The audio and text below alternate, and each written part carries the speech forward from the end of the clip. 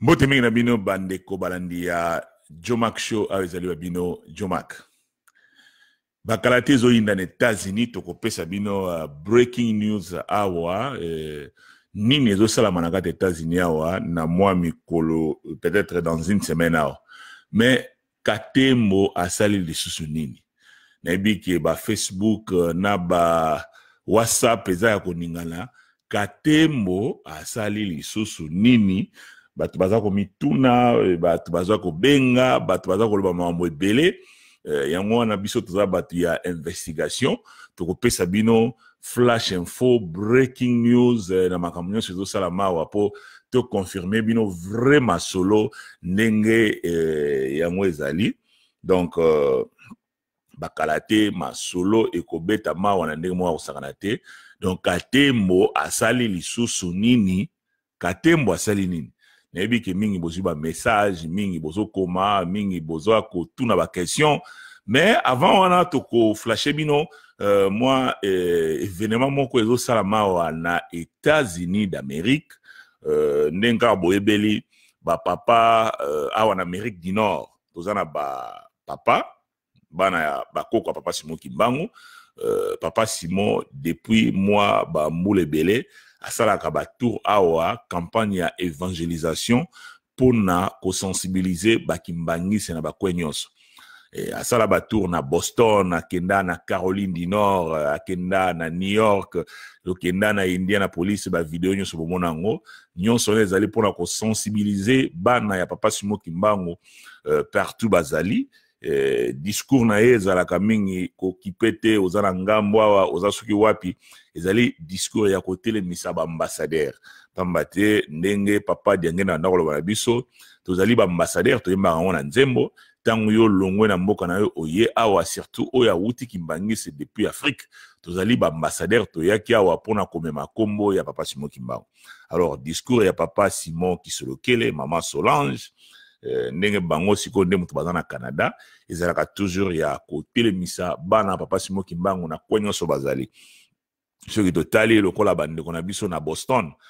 na ba période wana premier voyage maman Marianne na papa Simon Kisolokele basalaka na papa Christophe maman Solange donc basalaki voyage wana ezalaka ka batu moke bakende kotalaka peut-être 3 à 4 personnes. Mais papa bakendaki pona nini baza ko luka ko sensibiliser bana ya papa Simon Kimbangu partout bazali batelema.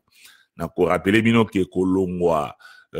Canada ko komati na ba Caroline du Nord wana eko sala taba 20h na nzela eza nzela moko ya kusakana te.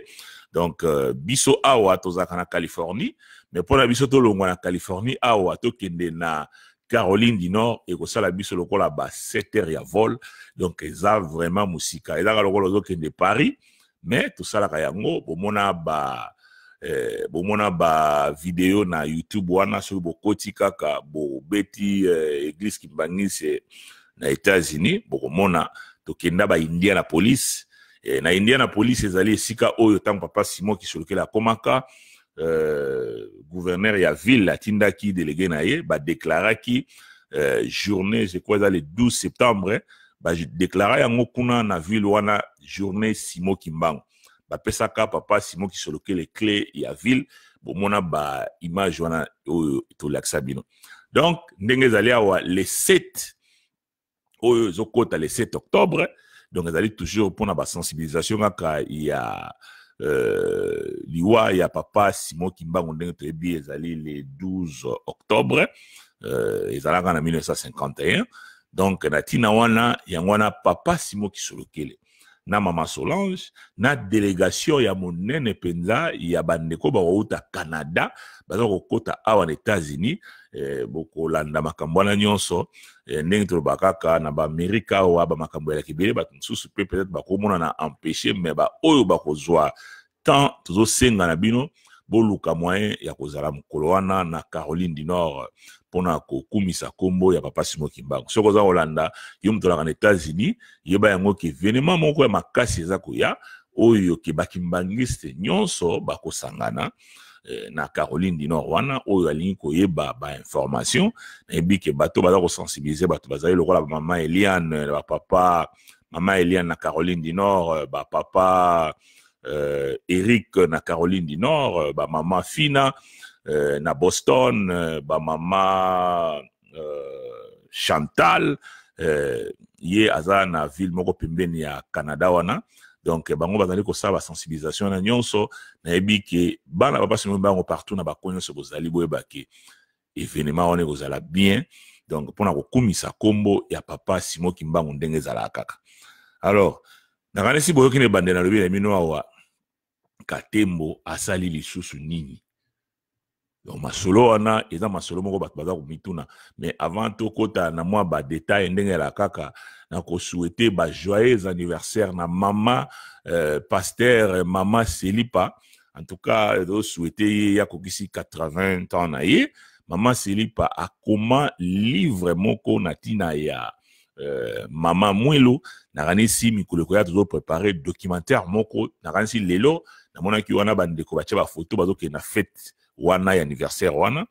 Donc toza ko souhaiter mama Selipa ba joyeux anniversaire. Nazo préparer documentaire moko na komisangwa wa bokomona yango. Mama wana zali ba mama oyo penza ye amona mama Mwelo avanda na mama Mwelo ayebi makambo ebele baza parmi moke oyo pena ke histoire ya église kimbangiste esengeli nde toyoka ngonde na bato ya ndenge wana. Bato lokola ba mama Selipa baza bato kosaka na bango te.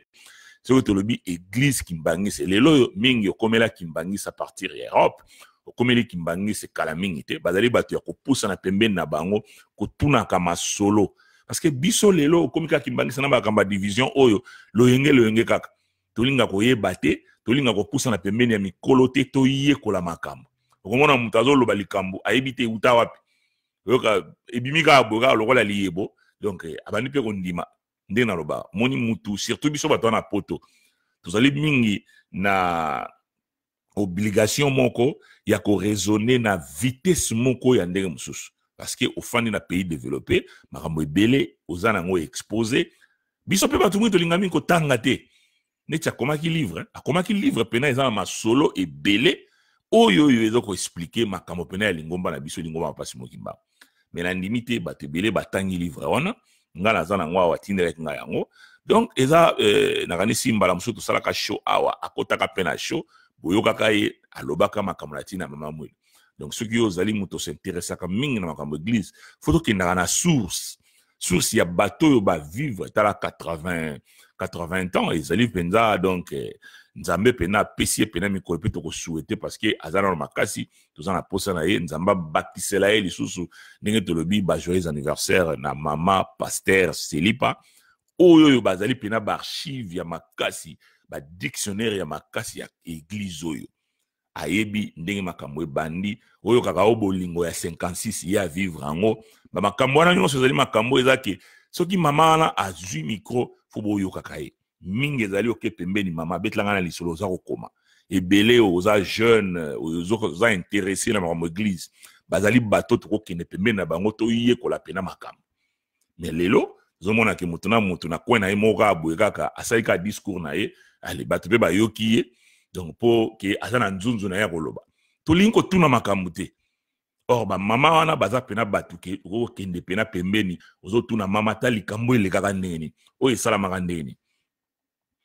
Tozo souhaiter pe na mama Annie Mbenza akomaki wana jour J. Bon, peut-être les anniversaires na été ma comme jour J 4. Donc les lois peut-être jour J D na ebité jour J wana ce que pas anniversaire na ye. Bah ça la fête ce qui peut anniversaire parce qu'il y a zarami muta ba surprise. Annie Mbenza ba mote na yo pa yozali ye aya ba makamo bo na Facebook wana ya ba surprise kaka yo kaka abeti mino lo mobo. Mais na ebi ka sala ka pona ko sepelisa bana papa Simon Kimbangu na ebi ke mboko eza mboka ba stress ce qui a monique moi ko se ki sezali akokota pe sexy bato. Donc nazo pesa ye lo sako pa yazali parce que na monaki photo wana bazo ko kende na anniversaire ya mama pasteur Selipa. Donc mama Annie Mbenza do sako na yango wana e ba mbote mingi to souhaiter pe ba mbote ya trop na papa Didier Mateus le big boss. Na ebi ka kozanga anniversaire wana te ce qui peut-être a empêché bangona mère de la nation. Donc anniversaire ango ya mama Selipa kozala na France et kozala pe na Belgique peut-être il y a France, il y a Belgique, c'est les gars mais en France, puis en Belgique. Donc ceux qui n'aiment qui va filmer, papa Semi, bien papa fils va filmer, biloko wana mais ngazo préparer le documentaire moko oyo na ko expliquer bino makambo ebele bokolanda na tina ya bay oyo bayebi pena histoire ya église oyo esengeli biso toyoka ka bango lelo komona mutu azaki mbangisi na mutu eloko te mingi azaki mbangisi meloko eza mingi na mutu eza bible